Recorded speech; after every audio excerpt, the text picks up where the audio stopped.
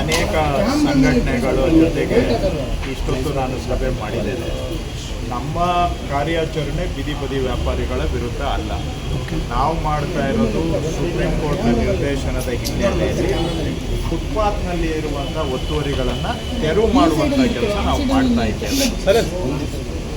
ಇದರಲ್ಲಿ ಬೆಂಗಳೂರಲ್ಲಿ ಒಂದು 3 ವರ್ಷದಿಂದ 931 ಜನ ಪಾದಾಚಾರಿಗಳು ಆಕ್ಸಿಡೆಂಟಲ್ಲಿ ಸಾವನ್ನಪ್ಪಿದ್ದಾರೆ. ಅದನ್ನು ಹೊರತುಪಡಿಸಿ ಸುಮಾರು 3800 ಜನ ಸಿವಿಯರ್ ಇಂಜುರಿಗಳನ್ನು ಅನುಭವಿಸಿದ್ದಾರೆ. ಅದಲ್ಲದೆ ಒಂದು 3500 ಜನ ಮೈನರ್ ಇಂಜುರೀಸು. ಸೊ ಎಲ್ಲ ಸೇರಿಸಿದ್ರೆ ಸಾವಿರಾರು ಜನ ಇವತ್ತು ಪಾದಾಚಾರಿಗಳು ದುರ್ಘಟನೆ, ರೋಡ್ ಆಕ್ಸಿಡೆಂಟ್ಗಳಿಗೆ ತುತ್ತಾಗ್ತಾ ಇದ್ದಾರೆ. ಸುಪ್ರೀಂ ಕೋರ್ಟ್ ಇದನ್ನು ಗಮನಕ್ಕೆ ತಗೊಂಡು ಪಾದಾಚಾರಿಗಳಿಗೆ ಓಡಾಡುವಂಥದ್ದು ಮೂಲಭೂತ ಹಕ್ಕು, ಅದನ್ನು ಸರ್ಕಾರ ಅವರಿಗೆ ಆ ಹಕ್ಕನ್ನು ಸಿಗುವ ಹಾಗೆ ಮಾಡಬೇಕಾದ್ರೆ ಪಾದಾಚಾರಿ ಮಾರ್ಗಗಳಲ್ಲಿರುವ ಎಲ್ಲ ಒತ್ತುವರಿಗಳನ್ನು ತೆರವು ಮಾಡಬೇಕು ಅಂತ ಹೇಳಿದ್ದಾರೆ. ಈ ನೆಲೆಯಲ್ಲಿ ನಾವು ಇಲ್ಲಿವರೆಗೂ ಮಾಡಿರೋ ಕಾರ್ಯಾಚರಣೆಯಲ್ಲಿ ಸುಮಾರು 1581 ಕಡೆ ಅವರು ಮೆಟ್ಲುಗಳು ಮಾಡ್ಕೊಂಡು ಬಂದಿದ್ದನ್ನು, ರ್ಯಾಂಪ್ ಮಾಡಿದ್ದನ್ನು ತೆರವು ಮಾಡಿದ್ದೇವೆ.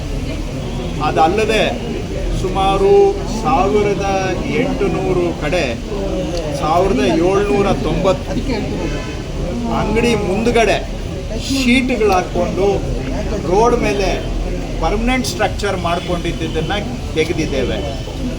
ಅದಲ್ಲದೆ ಸುಮಾರು 2200 ಲೊಕೇಶನ್ನಲ್ಲಿ ಬೇರೆ ಬೇರೆ ರೀತಿಯ ಒತ್ತುವರಿಗಳನ್ನು ತೆರವು ಮಾಡಿದ್ದೇವೆ.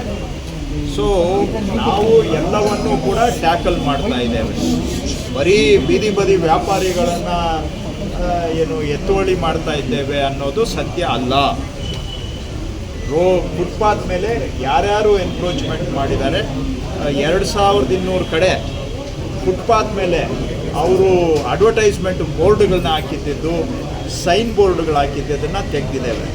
1580 ಕಡೆ ರ್ಯಾಂಪ್ಗಳನ್ನು ತೆಗೆದಿದ್ದೇವೆ, ಮೆಟ್ಲು ತೆಗೆದಿದ್ದೇವೆ. 1790 ಕಡೆ ಶೀಟ್ಗಳು ಹಾಕ್ಕೊಂಡು ಮುಂದೆ ಬಂದಿದ್ದನ್ನು ತೆಗೆದಿದ್ದೇವೆ.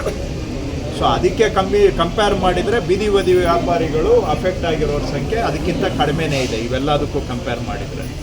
ಹಾಗಾಗಿ ನಾನು ಅವರಿಗೆ ಮನವಿ ಮಾಡಿದ್ದೇನೆ, ಅವರು ಈ ಬೀದಿ ಬದಿ ವ್ಯಾಪಾರಿಗಳ ಕಾನೂನಿದೆ, ಕಾನೂನು ಪ್ರಕಾರವಾಗಿ ನಮಗೆ ID ಕೊಡಬೇಕು, ನಮಗೆ ವ್ಯಾಪಾರ ಮಾಡೋದಕ್ಕೆ ಜಾಗ ನಿಗದಿ ಮಾಡಬೇಕು ಅಂತ ಹೇಳಿದ್ದಾರೆ. ಅವೆಲ್ಲಕ್ಕೂ ಕೂಡ ನಾನು ಇವತ್ತು ಕಮಿಷನರ್ ಅವರಿಗೆ ಸೂಚನೆ ಕೊಟ್ಟಿದ್ದೇನೆ. ತತ್ಕ್ಷಣ ಪ್ರಾವಿಷನಲ್ ಟೌನ್ ವೆಂಡಿಂಗ್ ಕಮಿಟಿ ಅಂತ ಮಾಡಿ ಅದರ ಮುಖಾಂತರ ಬೀದಿ ಬದಿ ವ್ಯಾಪಾರಿಗಳಿಗೆ ಅವರ ಜೀವನ ಬದುಕು ರೂಪಿಸ್ಕೊಳ್ಳೋದಕ್ಕೆ ಏನು ಸಹಾಯ ಮಾಡಬೇಕು ಅದನ್ನು ಸಹಾಯ ಮಾಡಬೇಕು ಅಂತ ನಾನು ಸೂಚನೆ ಕೊಟ್ಟಿದ್ದೇನೆ.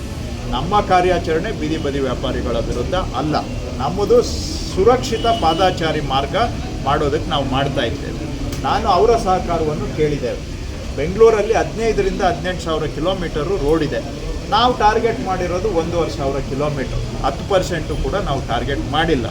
ಅಲ್ಲಿ ನೀವೇ ಸ್ವಯಂ ಪ್ರೇರಣೆಯಿಂದ ಆ ಜಾಗಗಳನ್ನು, ಮೇನ್ ರೋಡ್ಗಳನ್ನು ಬಿಟ್ಕೊಟ್ಬಿಡಿ. ನೀವೇ ಇಂಟರ್ನಲ್ ರೋಡ್ಸಲ್ಲಿ ಹೋಗಿ ನಾವು ಕೂಡ GBA ವತಿಯಿಂದ ನಿಮ್ಮ ಜೊತೆಗೆ ನಿಂತ್ಕೊಂಡು ನಿಮಗೆ ಆಲ್ಟರ್ನೇಟ್ ಲೊಕೇಶನಲ್ಲಿ ನೀವು ಬದುಕು ರೂಪಿಸ್ಕೊಳ್ಳೋದಕ್ಕೆ ನಾವು ಸಹಾಯ ಮಾಡ್ತೀವಿ ಅನ್ನೋ ಮಾತನ್ನು ನಾನು ಅವರಿಗೆ ರಿಕ್ವೆಸ್ಟ್ ಮಾಡಿದ್ದೇನೆ.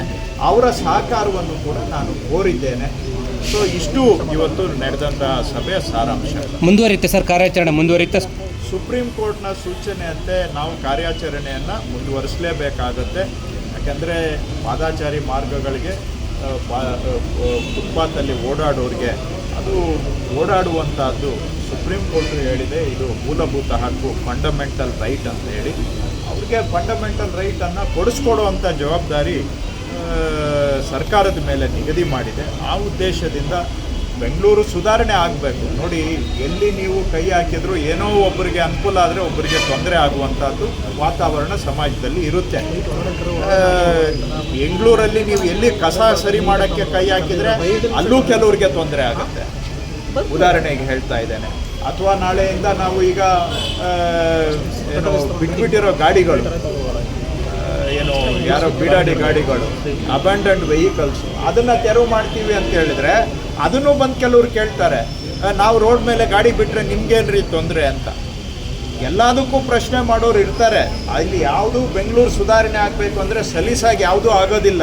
ಕೆಲವು ಕಠಿಣ ತೀರ್ಮಾನ ತಗೊಂಡಾಗ ಮತ್ತಷ್ಟು ಸುದ್ದಿಗಳಿಗಾಗಿ ನೋಡ್ತಾ ಇರಿ ಪಬ್ಲಿಕ್ ನ್ಯೂಸ್ 24x7. ಇದು ಸತ್ಯದ ಧ್ವನಿ.